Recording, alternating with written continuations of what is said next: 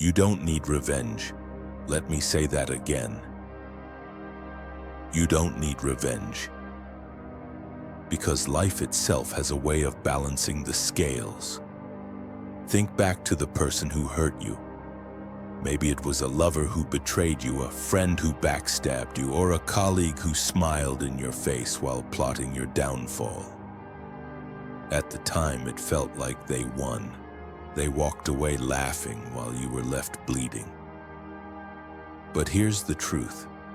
What you don't always see is what happens after. Life has a way of collecting its debt. And today we're going to uncover 5 powerful signs that karma is already at work in the lives of those who wronged you. Not through magic, not through superstition, but through the very laws of human nature and the wisdom that the Stoics knew thousands of years ago.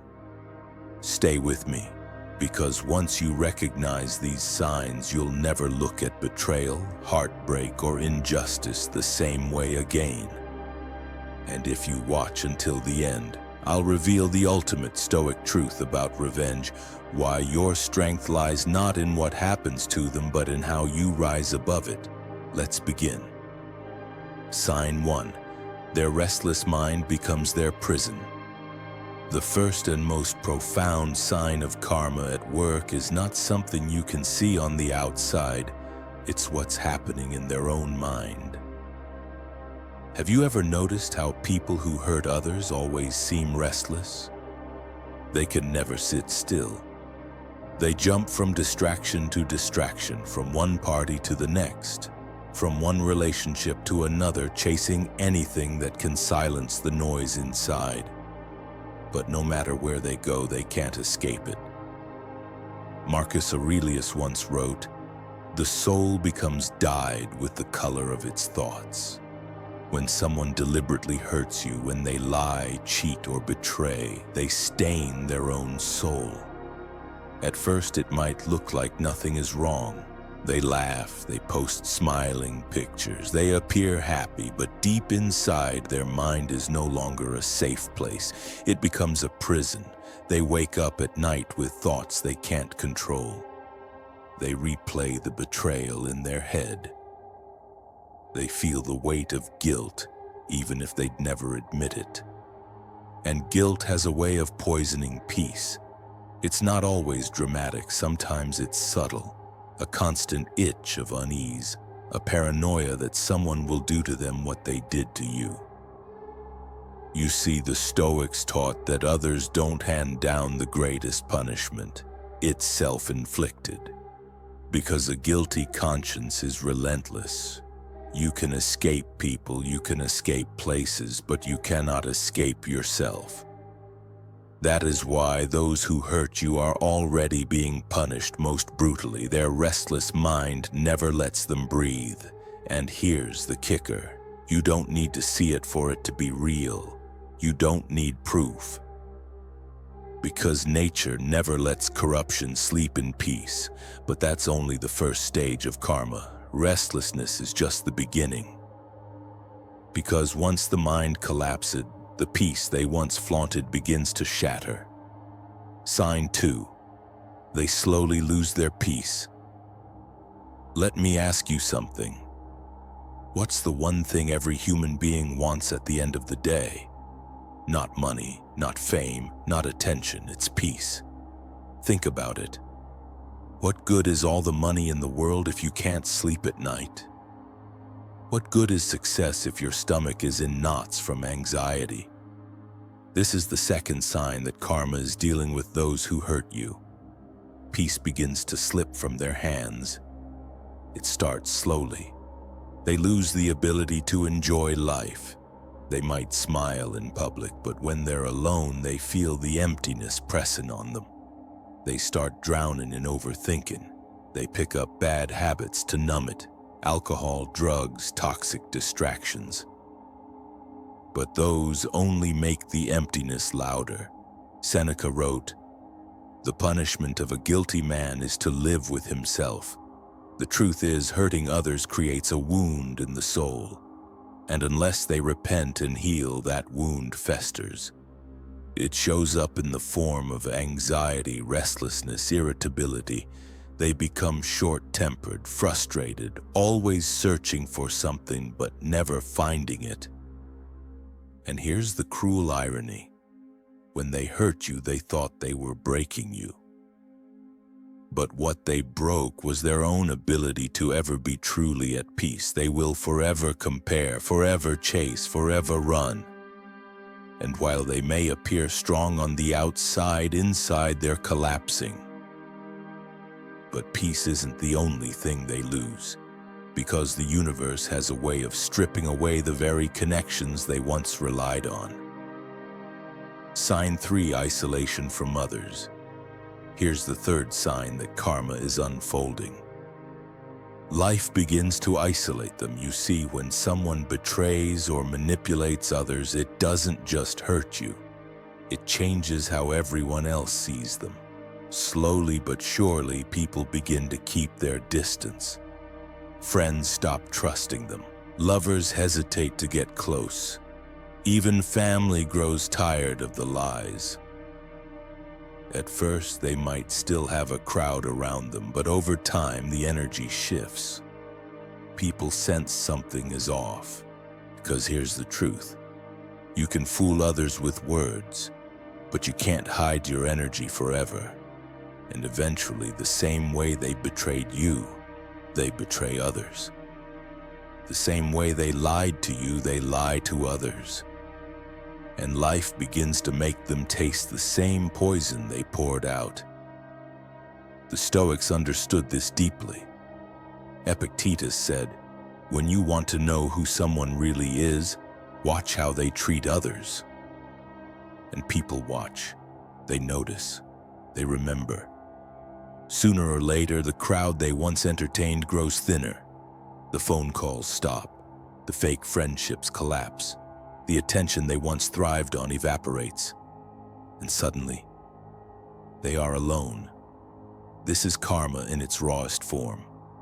Isolation. Because the one who harms others eventually finds themselves with no one left to harm but themselves. But it doesn't stop there. Because the punishment of life isn't only in losing people. It's in losing the very dreams they built. Sign 4. Their own ambitions collapse. This is the fourth sign that karma is striking. Their ambitions crumble. You see, when someone builds success on lies, betrayal, or manipulation, it might rise fast, but it cannot stand. Why? Because success without integrity is like building a castle on sand. It looks strong until the tide comes in, and the tide always comes in. The Stoics believed that fortune is never truly in our control. Marcus Aurelius reminded himself every day that wealth, power, and status are temporary. They come and go like waves.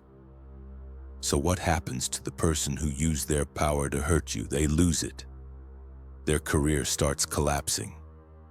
Their relationships break apart. Opportunities slip through their fingers. Every plan they touch crumbles.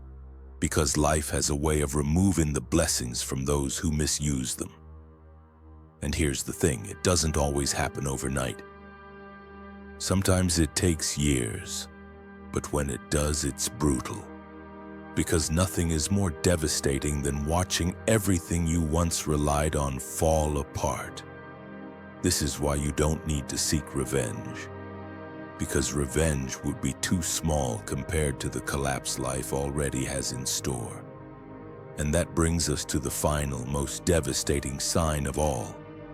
The one punishment no one can ever escape. Sign 5. They are forced to face themselves. Here's the ultimate truth about karma. The deepest punishment isn't losing people, money, or success. It's being forced to face yourself. Think about it. When the noise dies down, when the crowd disappears, when the distractions are gone, what's left? Silence. And in that silence, they meet the one person they can never run from, themselves. This is the heaviest karma because when you've hurt others, when you've lied, betrayed, or manipulated, Looking in the mirror becomes unbearable. The mind replays every act, every word, every choice, and there's no escape. Seneca put it perfectly. A guilty conscience never feels secure.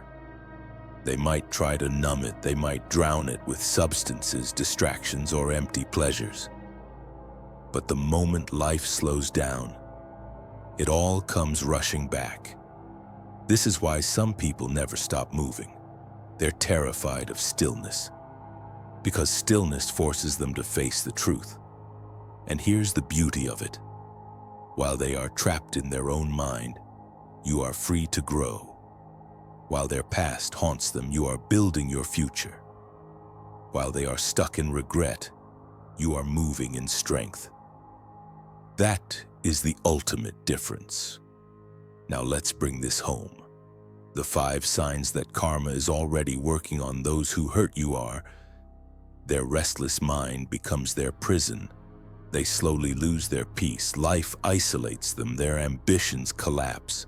And finally, they are forced to face themselves. This is why you don't need to waste your energy chasing revenge. You don't need to plot, scheme, or get even.